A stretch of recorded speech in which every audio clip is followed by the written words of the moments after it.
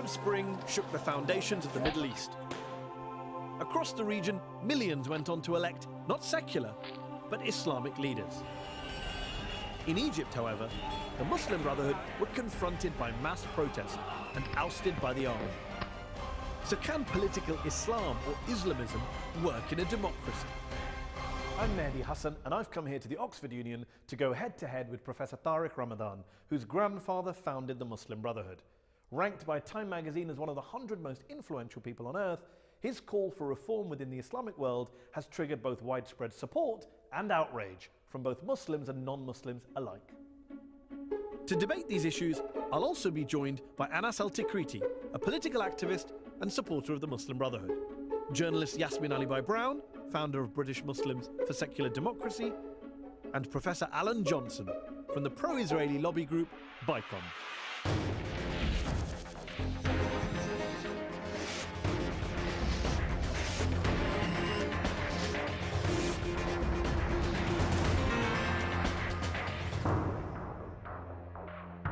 Ladies and gentlemen, put your hands together for Professor Tariq Ramadan. Muslim by religion, European by culture, he says he wants to bridge the gap between East and West.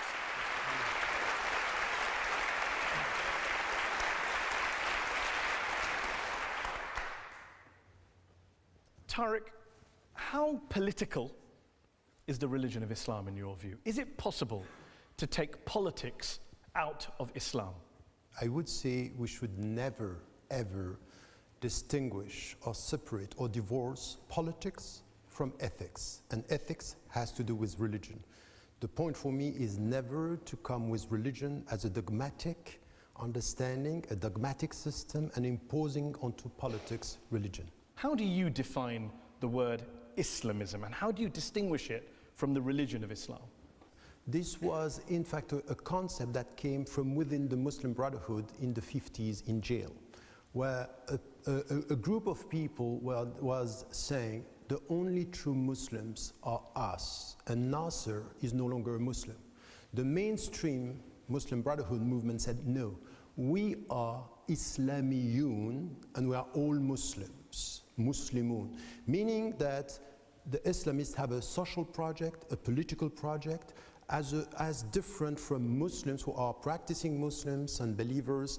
So there is something here which has to do with a political, a vision about the state, but also a vision about the society. But given it's a word that's applied to the Turkish government and to the Taliban, to the Tunisian government and to Al-Qaeda, is it a useful term? That's the very good point. I think that we need a qualification. Today, when we speak about Islamism, we don't know what we are talking about, because this is what is coming sometimes from the West and sometimes from secularists in Muslim majority countries saying, you know what, at the end, they are all the same. They all want what bin Laden wanted. So when people in the West in particular, but not just in the West, in the Muslim majority countries as well, talk about the threat of Islamism to democracy, to human rights, is that something that you disagree with? Do you think that's an excessive criticism, an unfair criticism? That's based on nothing but projection and nonsense. They have a selective approach towards democracy. If it suits them, that's fine. So the point for me is to put all the Islamists saying that they are against democracy, it's completely wrong. In fact, if you look at what is happening in Turkey, 10 years ago, when people were talking about Erdogan, they were saying he's going to apply Sharia, implement Sharia, and there will be no democracy. At the end, he's much more democratic, and he's much more a democrat than the military and even some secularists who are ready to use the army against the democratic process. If you look at what's going on in Turkey at the moment, which is has been embroiled in violent protests, accusations of corruption, infighting, you look at Hamas in Gaza, there are some who would say that Islamist groups are very good at being in opposition, not so good at governing, not so good at taking charge. Wherever they come to power, there seems to be problems, chaos, human rights violations. There are lots of things to do still in Turkey to get a free society respecting minorities, that's for sure. But if you look at all the other countries, Turkey is much better than many. Just on the Arab Spring more generally, am I right in saying that you have refused to call it a spring or even a revolution? And if so, what would you call it? What we've seen in the Arab world? I think that from the very beginning, I never bought the idea that these were revolutions. If you try to tell me that all what happened on the ground was not known by the West, I don't buy this. This is nonsense. And I said from the very beginning, we are too much focusing on the political equation of what is happening, while the big question is the economic side of the equation. This has to do with economy and new actors in the region. In your book, The Arab Awakening, which you wrote on this, you also talk about the role of America, you talk about the role of Israel, you talk about the role of multinational corporations. Many people would say you sound like a conspiracy theorist. Who decided not to talk about the coup d'etat in order to support the army? Was the revolution itself against Mubarak run from the White House? No, please, don't translate what I'm saying in the book. I'm asking a question. What I'm saying in the book is that even Mubarak knew about this mobilization of cyber dissidents, and this was known. What I'm saying in the book, that the only country in which I think it was not expected, paradoxically, was Syria. Because it took 8 months to the US administration to find the people with whom they can work. Some Egyptians I speak to say he's patronizing us because he basically is implying that we're pawns, we're dupes of a Western plot. You talk about Google in your book. You say Google has exactly the same agenda as NATO. Tell me why Google organized the first meeting in Budapest of cyber dissidents coming from the Middle East 2 years before. You tell me why. I'm telling you that this is coming from a support. I don't buy this idea that everything that happened in the Middle East was coming out of nothing. So this is what I'm saying. Now, to tell me that I'm patronizing the people, no. I think that the people were sincere and the people were strong. And this is why I still call it an awakening. The Muslim Brotherhood came to power in Egypt, won elections, parliamentary and presidential. Just before we go any further, you mentioned, and I want to talk about your grandfather in a moment, that your grandfather founded the Muslim Brotherhood. Are you a member of the Muslim Brotherhood? No, I'm not. Have you ever been a member of the Muslim Brotherhood? No, I never been. But would it be fair to say that when the Muslim Brotherhood won those elections, you weren't as worried, perhaps, as some people in the West, as some people in Egypt were, about the scary brothers are going to come and take over the world? And you thought, actually, this could work? No, I was worried, but not for the same reasons. I was not worried because I was thinking that this is a terrorist group and they were going to act against freedom and against democracy and human rights. Yes, this was not my worry. My worry was that I said it and I wrote it. It is in the book. Don't run for presidency. It's a trap. Surely Morsi's presidency was a disaster when it came to issues like transparency, dealing with sectarianism, protecting minorities, protecting human rights, redressing the security forces' abuses. It was an absolute disaster, both for the Muslim Brotherhood and for Egypt. One point which is essential for me, anything that they were saying about the economy for me was wrong. And anything that they was saying about Egypt for the Egyptian was wrong. In June last year, 20 leading Egyptian human rights groups wrote a letter to President Morsi in which they accused him of trying to establish, quote, a new authoritarian regime in place of the Mubarak regime, of entrenching both religious and political despotism, of paving the way for, quote, a theocracy similar to the Iranian model. Pretty damning criticism. I don't think it's fair with what he was trying to do. We know now how much the deep state in Egypt was working and the army behind the whole thing. He was working with the army, though. President Morsi didn't do anything about the army. No. The Muslim Brotherhood wanted to co-opt the army. He was not working with the army. The army was playing with him. This is another story. So the point here is the army was playing with Morsi, and he was very naive, and the Muslim brothers were naive in the way they were in charge. Now, let me tell you. This naive word you use, when you're inciting mob violence, when you're inciting violence against Christians or threats against minorities, when you're telling your supporters to go and lay siege to a constitutional court, that's not naive. No. I think that you are not right on facts. That's what the human rights groups are saying on the ground. Not only the human rights are. I want to know who said that, because this is also. I'll give you an example. 20 Egyptian human rights groups said that. Amnesty International said that. Human Rights Watch said that. Are they all part of a conspiracy? Let me tell you something. No, not a conspiracy. When President Morsi of the Muslim Brotherhood, within months of becoming president, basically gave himself near dictatorial powers in November 2012, Mohammed al-Baradei, one of the opposition leaders, I know you're not a fan of his, called him Egypt's new pharaoh. That wasn't naive. That wasn't a mistake. That was a power grab. That's that was a power grab. Yeah, that was wrong.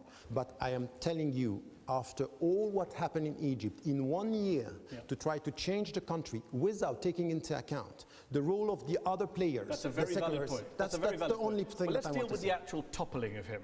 The actual coup itself and the millions of people who took to the street. You call them, you say they were unwitting participants in a media military operation of the highest order. What I'm saying is that the army was very powerful in playing the media. I agree, and you agree with that? Dispute that. But having said that, there were millions of Egyptians on the street who welcomed the army. What do you say to them? I'm saying that they were used by the army, even though I'm saying... Millions of people were all used. They didn't come out with their independent views, independent thought. They didn't have agency of their own. They were all pawns. They had no electricity, every 2 hours no electricity, so the people were pushed. Now, if you think that the Americans were just observing what happened and not supporting the army, it means that you don't know the story of Sisi.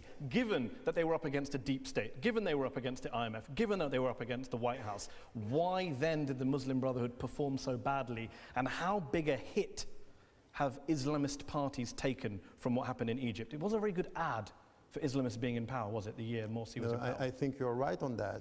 What is coming or came over the last 15 years from the Islamists is very poor. The people that we have to blame, it's coming from scholars, intellectuals, who are now falling into a trap, which is this polarization between secularists and Islamists, not dealing with the 5 main problems that we have: corruption, the nature of the state. What does it mean, a civil state with Islamic reference? Second is the role of the army. The third is the economic system and social justice, the role of women, and culture and arts. Yasmin Alibhai-Brown is a columnist, an author, is a founder member of British Muslims for Secular Democracy. Yasmin, you're a self-described secular Muslim, liberal Muslim. Were you cheering when the Muslim Brotherhood were removed from office in Egypt? No, I don't. I think, I think the way the army acted was wrong. But I think I don't get from you, Tariq, any sense at all. You do say, of course, they made mistakes. I want more than that. I want a really clear sense from you that the Muslim Brotherhood itself knowingly failed and betrayed the people of Egypt. They failed, and I think that I said this. Now, if you want me just for the sake of pleasing you, saying everything has to be on them and to blame them, I'm sorry. Okay. I am not going to say this. Why? Because there are other factors and actors that push them to fail. Let me bring do you acknowledge this? Do you acknowledge the fact that the deep state didn't let democracy work in Egypt? Say yes or no. No. It was both of them, both sides. Okay, let's bring in Anas Al-Tikriti, who is the chief executive of the British Muslim group, the Cordoba Foundation. His father is one of the leaders of the Muslim Brotherhood Party in Iraq, I believe. Anas, do you share Tariq said that he has criticised the Muslim Brotherhood mistakes, human rights abuses. You would accept that the Muslim Brotherhood in Egypt did a pretty bad job in that 12 months on their own. Put aside all the army abuses, put aside the deep state stuff, we acknowledge that. We can agree on that. Considering all the constraints and all the limitations and the time frame that they were offered, I think that they actually did quite well.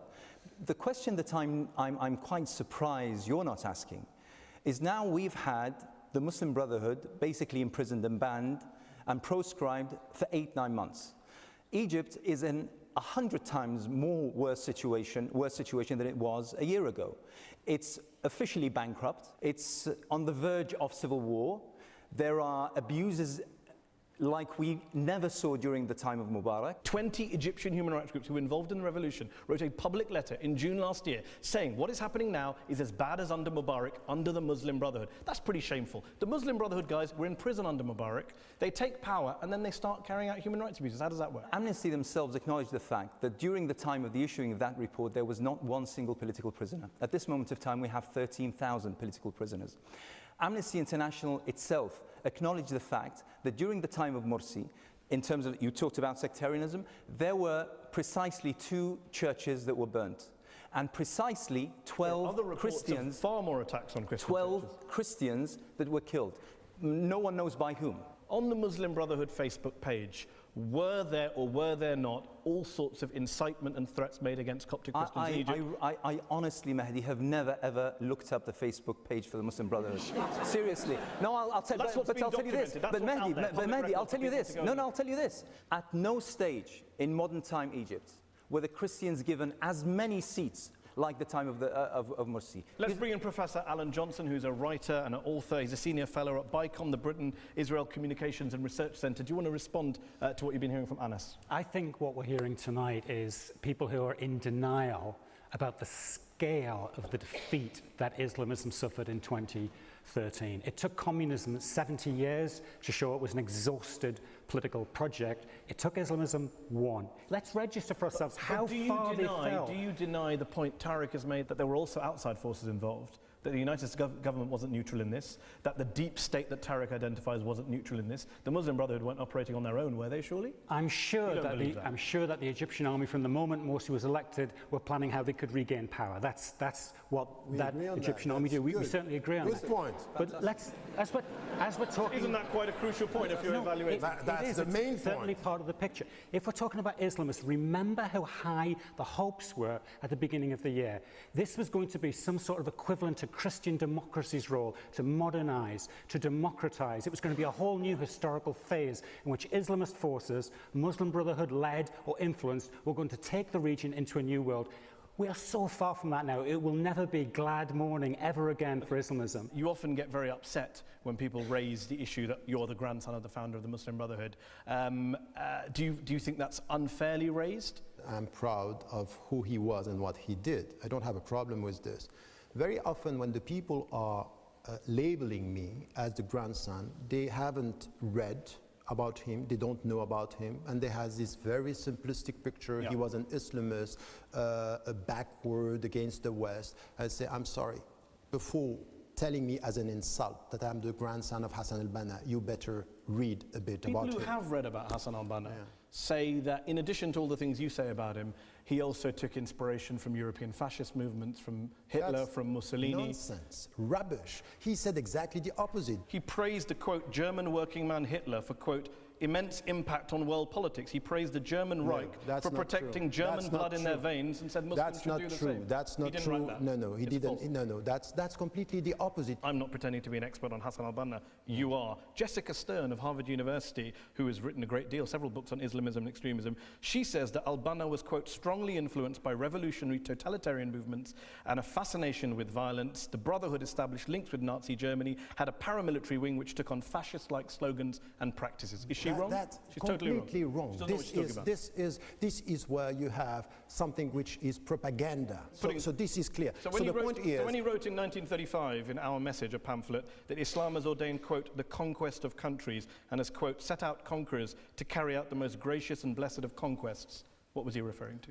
No, he was talking about, the expansion of Islam. So this is something military conquest? No, not military conquest. But he was saying, we will resist the Zionist project in Israel. If you want me to tell you about the organization and why I disagree is very briefly is the way this was translated in political terms within the organization, and this is why I think even the Muslim Brotherhood today haven't evolved enough from this position. Well, on the Muslim Brotherhood today, just going back to our panel very briefly, Anas, you mentioned the locking up of the Muslim Brotherhood, the proscription, declaring them a terrorist group. Is the Muslim Brotherhood now finished in Egypt? Actually, it's funny you should ask that, because the only winner that comes out of this is the Muslim Brotherhood, and I'll tell you why. Just before Morsi was toppled by a military coup, surveys showed that his popularity had fallen to below 20%. The military coup and the subsequent crackdown on the Egyptian people have actually pumped up the popularity of the Muslim Brotherhood and of Morsi. The military coup, in a very ironic and funny way, has come and salvaged the Muslim Brotherhood. Okay. Actually, Morsi is quite popular. Well, let me bring in Alan Johnson. Tariq Ramadan says the people who bring up the Muslim Brotherhood's past and accuse it of being extremist, of undemocratic, are engaging in propaganda. It's always propaganda, though.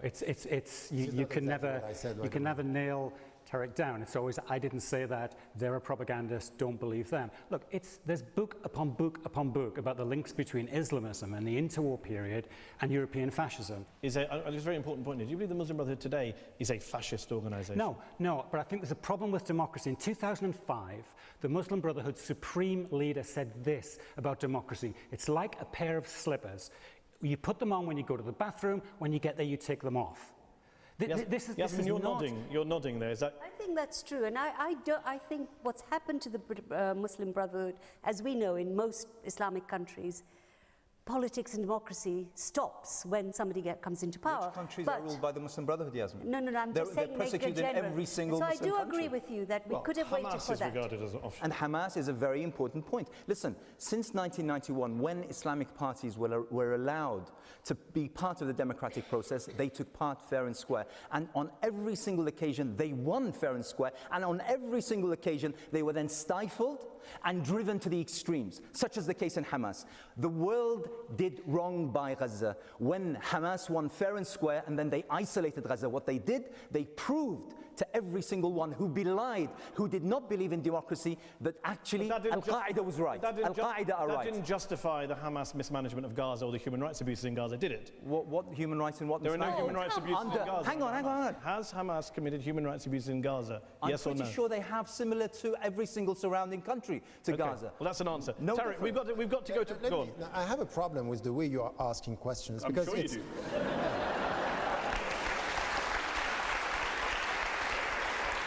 I do. Yeah. I do. Because what was done to Hamas and the people of Gaza after the election, it's as if you chose the wrong people, now you are going to be punished. You and I can agree that what was done to Hamas was wrong. You and I can agree what was done to the Muslim Brotherhood in Egypt by the military was wrong. But where you and I seem to differ is, you don't seem to think that Hamas in Gaza or the Muslim Brotherhood in Egypt did that much wrong. I said they were not only mistakes, but they are things that were completely wrong in the way they managed the country. Unacceptable. Okay. They were unacceptable. It depends what you are talking about. It depends what you are talking about. Anyway, anything which has to do with human rights, if this is there, it's unacceptable, and I agree. Coming from whoever, there is no discussion about that. The point is that the way you ask the question is as if because they are things that were done wrong, it means that we are taking them accountable, and you forget the whole picture. This is my problem with the word mistakes. Shouldn't you hold these groups to higher standards if they claim to be following God and Islam and the Word of God, etc., etc.? Shouldn't they be held to higher standards? Yes. And do you think they've met those standards? No. No. So isn't that a real problem? Are they clear answers? They are clear answers, because it's the first time you've said no without saying, but what about the deep state? What about Israel? What about this? This is my point. Just judge them on their own actions, is what I'm asking. If there were no external actors, if there was no America intervening, if there was no IMF demanding austerity in return for loans, if there was no Israeli occupation of Gaza... So there is lots of if here. Yeah. It's important. It's important. It's important on a conceptual level. You're an academic. On a conceptual level. Here's the question. Do you think then that the Muslim Brotherhood in Egypt or Hamas in Gaza or any of these other Islamist groups in power would have done a good job? They would have been fine. Had these factors not been there that you constantly cite? I think they would have done better, but I can't judge the people after 1 year the way it was in Egypt. On that specific note, we have to take a break. In part two, we'll be talking to Professor Tarek Ramadan, who is one of the world's leading authorities on Islam and the West, on whether there is a clash between Islam and the West. We'll also be hearing from our very patient audience here in the Oxford Union. Join us after the break.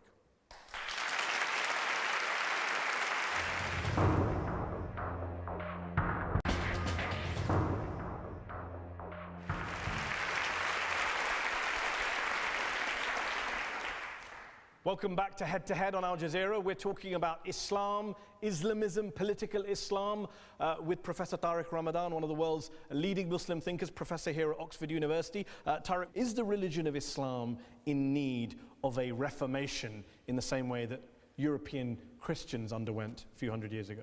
No, I think that this is a wrong comparison.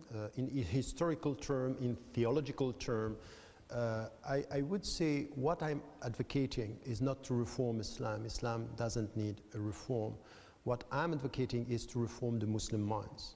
meaning that the problem is not in the text. The problem is not the Quran. The Quran for the Muslims is the eternal revelation. It's not in the prophetic traditions. The problem that we have is with the readers, is the way we interpret the text sometimes, and we are not able to understand things into the historical context and in our specific environment. So reforming the Muslim minds, yes. Reforming Islam, no way.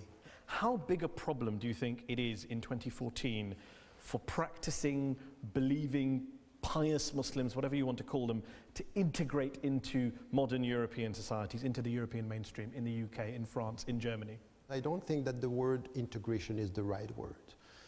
You know, I was born and raised in Switzerland. I'm a European by culture. And people keep on repeating, when are you going to be integrated? I'm sorry, the problem is that your mind is not integrating me. I'm already here at home. The success of integration is to stop talking about integration. So we are in the post-integration process, and we are dealing with people who don't want, in fact, to acknowledge the fact that Britain, that Germany, that France, that the States are pluralistic societies where Muslim citizens are part of the future of the country. Is there no clash at all between so-called liberal, secular, Enlightenment values of Europe and, on the other hand, Islamic values, Islamic principles, core Islamic beliefs? There's no tension? No, there is no tension. There are tensions between dogmatic minds. So you have dogmatic secularists. They look at secularism as a new religion. They are transforming the legal system into a new religion. And they are telling you this is the only way to be free, is to be free the way we are. There are genuine clashes going on the ground between people who are not far right-wing Islamophobes. Such as what? So, for example, many quote-unquote liberals who are not racists, are not anti-Muslim, but did have a problem over some Muslims' reactions to the Danish cartoons, to the movie about the Prophet. There were lots of protests about that. That was an issue of free speech. Yes. There was a question about, can Muslims handle the kind of free speech we see in Europe nowadays? This is why I was saying there are clashes between dogmatic minds, meaning dogmatic secularists, but also literalists, and sometimes dogmatic Muslims not understanding the environment. Where do you stand on that issue? I stand in the middle. So, that. In the so middle what does that mean in practical terms? Would you have supported a ban on the Danish cartoons? No. I was exactly at the time the cartoon crisis started in Denmark. And I was saying to the Muslims, look, don't react to this. Take an intellectual critical distance. Tell, we don't like it, and leave it. You don't have to apologize for being Muslims. Now you have to understand two things. First, you live in a country, and it's not only important to be a citizen. You need to get two things that are important. You are talking about the standards. Ethics of citizenship, knowing that you don't only have rights, you have duties. And the duties is your contribution. And the second thing is the sense of belonging. And the sense of belonging is the 3 L's that I'm talking. Know, abide by the law of the country, know the language of the country, and be loyal to the country. But you can abide by the law and also call for it to be changed. Gender segregation in the form of separate seating for male and female students at public events, in particular Islamic societies, become very controversial in this country. Where do you stand on that? My position on this, from an Islamic perspective, is that nothing is imposing into the Muslims to separate in public venue. This is what I said 20 years ago, 25 years ago, 30 years ago. I was saying this to the Muslims. Go ahead, there is no problem. I think that this is not the business of the government. Let's talk Sharia law, a big subject in the West. Sitting in that very seat, not very long ago, your fellow Oxford academic, atheist-in-chief, Professor Richard Dawkins, told me that Sharia law was a threat to human rights because, among other things, one of the things he cited was that under Islamic Sharia law, if you try and convert away from Islam, to convert to Christianity or Judaism or atheism, the punishment is death. Yes, the problem with Dawkins is that he has to learn much more about religions and Islam. He is as knowledgeable in science that he is ignorant in religions. What he's saying about Sharia is coming from media articles. It's not coming from an in-depth study. There are Muslim majority countries that have the death penalty of apostasy on their statute books, are there not? Yes, but this is what, once again, if you take one interpretation and you can do whatever with Christianity, Judaism, and even Buddhism, You can just have very dogmatic views. You have to take the whole picture and to study. For me, Sharia is not a set of law. Sharia is a way. It's a way towards faithfulness and principles, and it has to do with dignity and justice and freedom. But I understand that in our societies in the West, the word is used in a way, and sometimes, you know, literalists are using it in Muslims. a very, yes, exactly. And this is where we need to have an internal debate. Another capital punishment under quote-unquote Sharia law is often the punishment for adultery, that if people cheat on their partners, in some Islamic countries the penalty is stoning. And you got into a very heated argument back in, I think, 2003 when Nicolas Sarkozy, who later went on to become president of France, in which he demanded you condemn it and say it was wrong, and you would only say that you support a moratorium, a temporary halt to stoning of women in particular in the Muslim majority world. A lot of people said that was a cop-out by you. Why didn't you come out and say, no, it's wrong, in the same way that you said apostasy, death penalty is wrong, it's also wrong for adultery? There are texts in the Quran talking about corporal punishment and death penalty. And there are texts in the prophetic tradition talking about stoning. My position on this, what do the texts say? What are the conditions in which social and political context? And we need to have an internal debate. While you're having the debate, why not stop. state your position, which is? I'm against this. Why? Because it's wrong, or because it's outdated, or because what's the actual reason? Because all the conditions and the understanding, the very essence of the text and the objectives is not respected if we implement this. I'm not saying it to please Sarkozy or to please a Western audience. I'm saying it in the name of Islam. Alan Johnson is a journalist. You wrote an article recently in which you accused Tariq Ramadan of being a coward for only calling for a moratorium on this issue. He says he's trying to win a debate within the Muslim community. You're saying he's a coward. Yes, I mean, I'd like to know what the... Great. Yeah, I think it was cowardly. I don't think when women are being stoned, I think it's up to Democrats to take a firm position and take a stand and stand up for those women who are being stoned. Muslims are integrating, there's a silent revolution going on. You're not offering those people who are trying to make that silent revolution anything useful. My position on this is from within the universe of reference as Muslims to move on. And it's not going to please you, but you need to understand that Muslims will get to a point where they understand the position. Why don't you lead and make the case?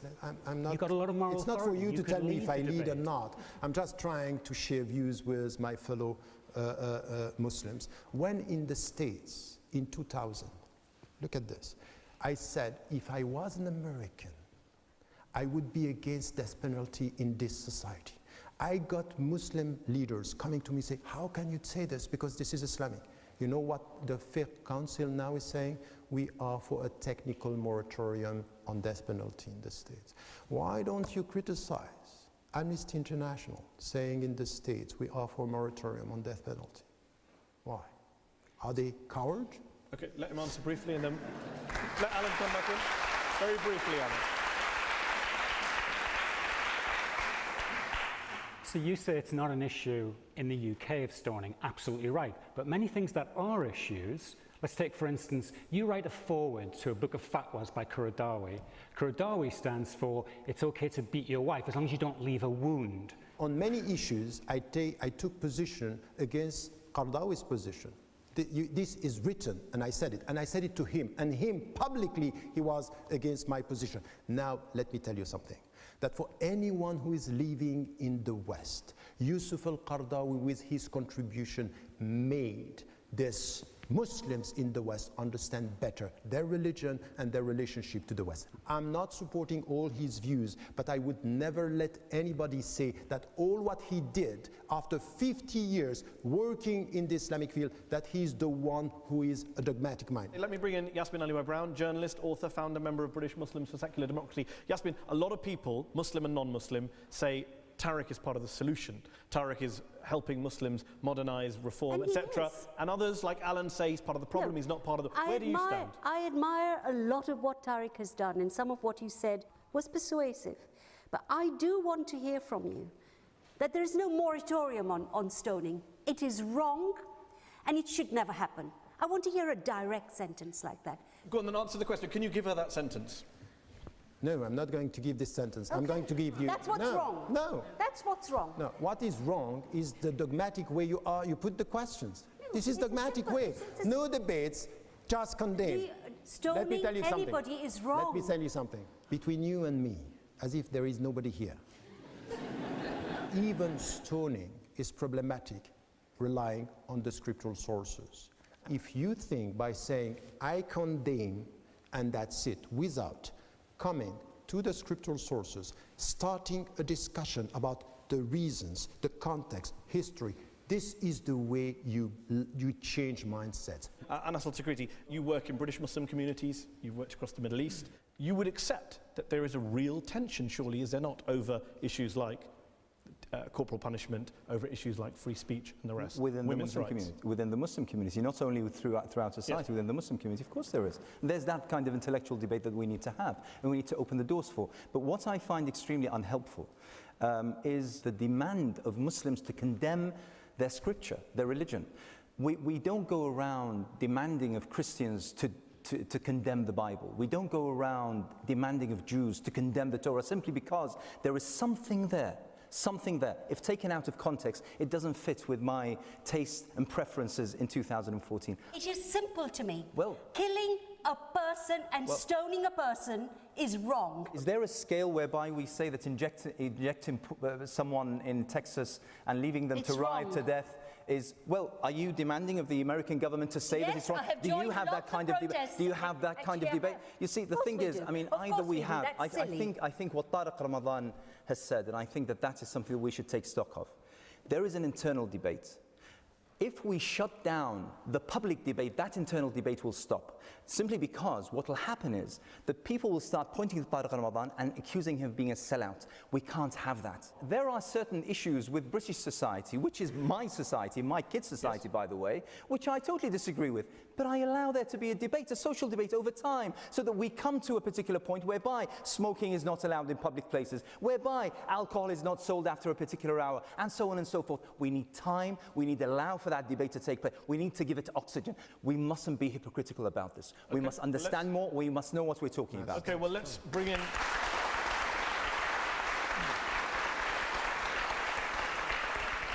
You've all been very patient. You've listened to us discuss Islamism, Egypt, the Muslim Brotherhood, Islam and Europe, Sharia law, stoning, etc., free speech. Let's go to the lady in the third row with glasses on your head to my left.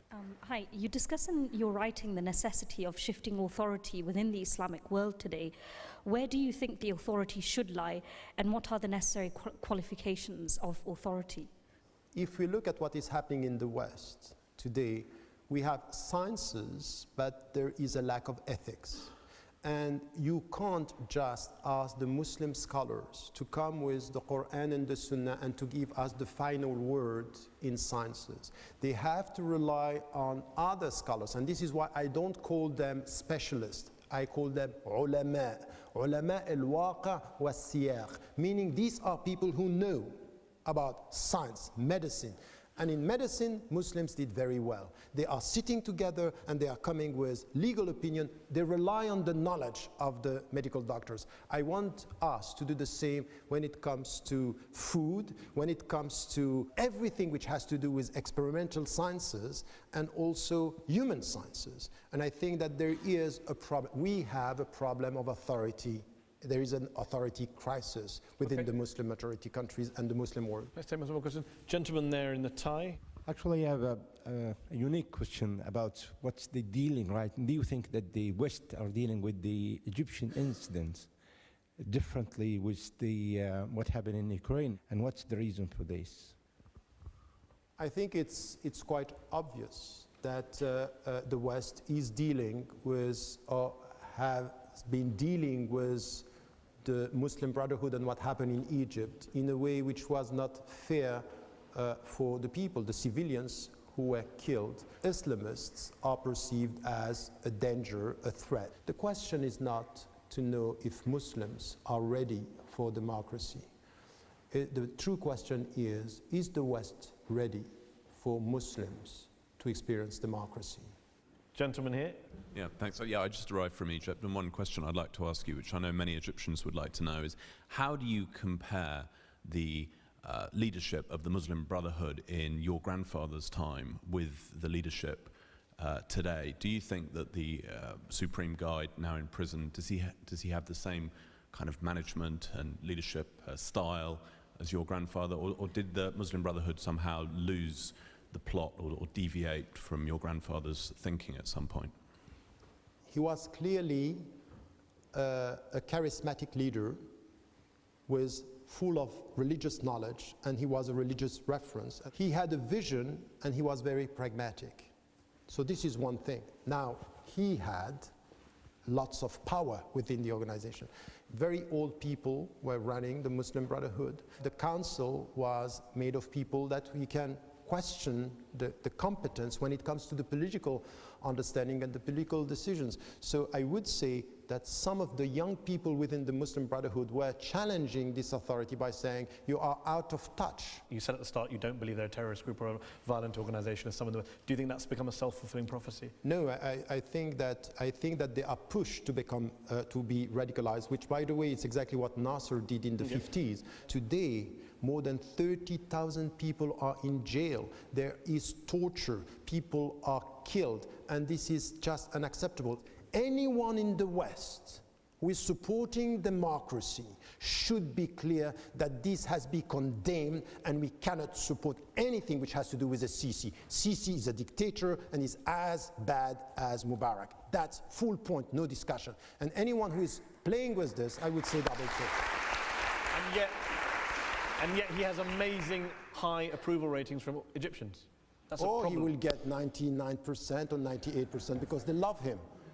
It's a democratic election. You buy that? No, I'm not talking about free and fair elections. I'm talking about the fact that he is clearly a popular figure in Egypt. You wouldn't deny that. No, I think that he is popular. That's the problem. That's true. Okay, let's go to the audience here. Gentleman there with his hand up.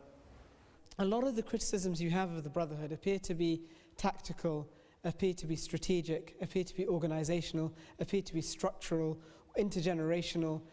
What do you disagree with them in terms of objectives and goals? Where do you lie with, okay, their broad vision and goal, and what are your specific, clear-cut disagreements with them in that regard? The vision of the state and the discussion about the state, what is the civil state with the Islamic reference, I have a problem with this. The economic choice, which type of economy, I think that the problem that I have is that what I understood from the very beginning of what was the vision of political Islam was something which was close to liberation theology. It's not there at all. Okay. So no, sorry. The second, the third thing has to do with the social issues and the way we are dealing with women and education. I'm not talking about religious education. I'm talking about state education for all. Where is this? I don't get that. We've had lots of questions from Muslims. Are there non-Muslims who want to ask a question? Gentlemen, every hand went around, but this gentleman here. A Sudanese legal scholar and human rights expert once said that the safest place for a religious person, and he included Muslims in that, is a secular state. Do you agree with that claim? It depends the type of secular state you have.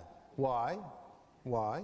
Because China and Russia were secular states where being a religious man or woman was for you to face discrimination. So don't idealize a secular state.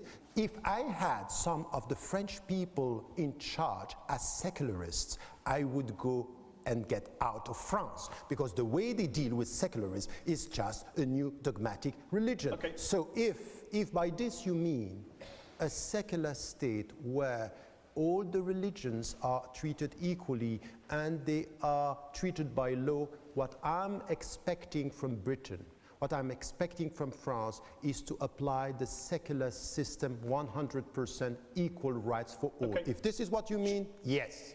Lady there with the scarf.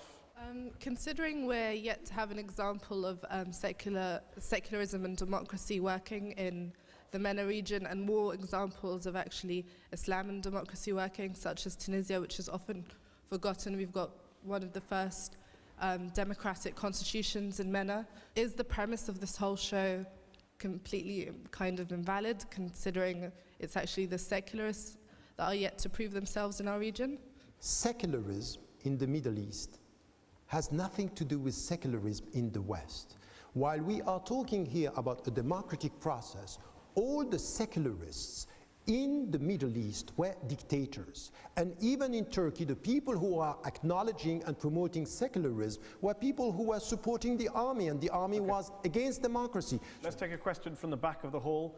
The lady there with the glasses. Yep, you.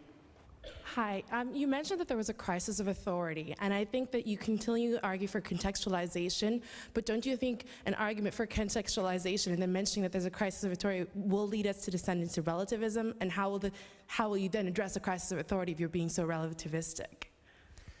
That's a very good question, and this is why we need this internal debate, because I'm not going to say because I live in Britain that's fine to drink alcohol and to go to pubs just to be within the culture. No, this is not going to happen in my discourse. Now, what I'm saying is that we live in societies where you need to get a better understanding of the history, collective psychology, and the culture.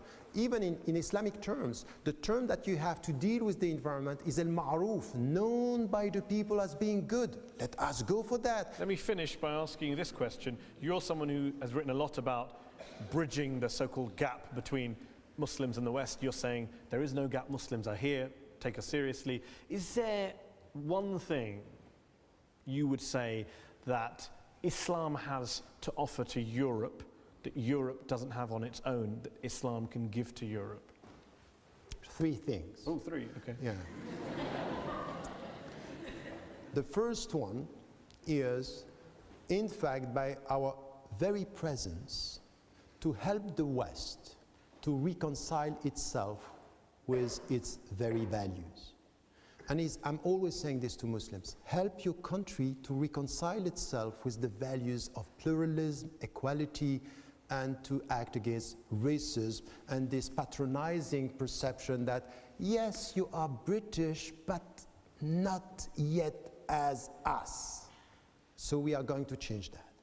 And this is our first contribution. The second one is the spiritual side, the very meaning of life. The way they see us practicing, questioning, giving some meaning to our life, this is a good contribution. Life is not about being economically or socially successful, is to get this meaning. So the spiritual dimension. And the third one is to bring ethics into the discussion, that you can say there are things that you cannot do to nature, to your neighbor, and I want this to bring this. It doesn't mean that we have the monopoly, but our presence is a good reminder. So I am done with any discourse about integration. I'm opening the door for contribution, and these are 3 things that are important. Well, on that positive note, Professor Tariq Ramadan, thank you very much for joining us tonight on Head to Head. Thank you for inviting me. Thank you very much to our panel for their contributions. Thank you very much to the audience here in the Oxford Union and to the audience at home for watching Head to Head. We'll be back on Al Jazeera next week. Good night.